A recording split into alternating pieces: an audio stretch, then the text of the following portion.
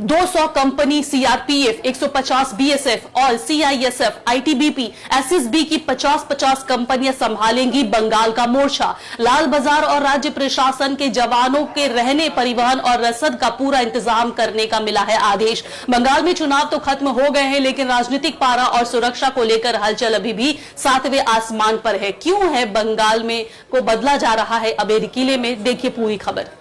बंगाल में 20 जून तक तैनात रहेंगी 500 कंपनी केंद्रीय सुरक्षा बल। गृह मंत्रालय का बड़ा आदेश। चुनाव के बाद किसी भी तरह की हिंसा और उपद्रव को रोकने के लिए केंद्र ने कसी कमर। ममता सरकार ने अक्टूबर तक फोर्स रखने की कूटनीतिक मांग की थी, केंद्र ने सिर्फ जून तक की दी मंजूरी। बंगाल में चुनाव तो खत्म हो गए हैं, लेकिन राजनीतिक पारा और सुरक्षा को लेकर हलचल अभी भी 7वें आसमान पर है। इस वक्त दिल्ली से बंगाल को लेकर एक बहुत बड़ी और बेहद महत्वपूर्ण खबर आ रही है, जिसे आपको आसान शब्दों में समझना बेहद जरूरी है। खबर यह है कि चुनाव खत्म होने के बाद भी केंद्रीय गृह मंत्रालय ने सुरक्षा बलों को तुरंत बंगाल से हटाने से साफ इनकार कर दिया है। राज्य में चुनाव के बाद होने वाली किसी भी संभावित हिंसा को रोकने और कानून व्यवस्था को पूरी तरह नियंत्रण में रखने के लिए केंद्र सरकार ने आगामी 20 जून तक 500 कंपनी केंद्रीय अर्धसैनिक बलों को बंगाल में ही तैनात रखने का बड़ा फैसला किया है। 20 मई को गृह मंत्रालय की तरफ से बाकायदा एक फैक्स भेजकर राज्य के मुख्य सचिव, गृह सचिव और डीजीपी को इसकी लिखित जानकारी दे दी गई है। लेकिन अब इस खबर के पीछे की असली क्रोनोलॉजी और राजनीति को समझिए। दरअसल हमारी ममता बनर्जी की सरकार खुद राज्य की सुरक्षा को लेकर कितनी गंभीर है, इसका सबूत इस चिट्ठी से मिलता है। राज्य सरकार ने खुद 16 मई को केंद्र को पत्र लिखकर मांग की थी कि भाई बंगाल में अमन चैन बनाए रखने के लिए इन 500 कंपनी सुरक्षा बलों को इस साल अक्टूबर के आखिर तक यहीं रहने दिया जाए।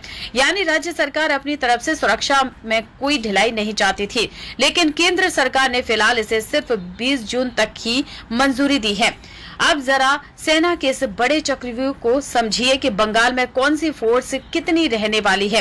इस 500 कंपनी में सबसे ज्यादा 200 कंपनी सीआरपीएफ की होगी, 150 कंपनी बीएसएफ की और 50-50 कंपनियां सीआईएसएफ, आईटीबीपी और एसएसबी की तैनात रहेंगी। गृह मंत्रालय के second in command Ritesh Kumar Singh के दस्तखत वाली इस चिट्ठी में राज्य सरकार को साफ निर्देश दिए गए हैं कि इस भारी फौज के रहने, खाने और आने जाने का पूरा जिम्मा राज्य प्रशासन को ही उठाना होगा।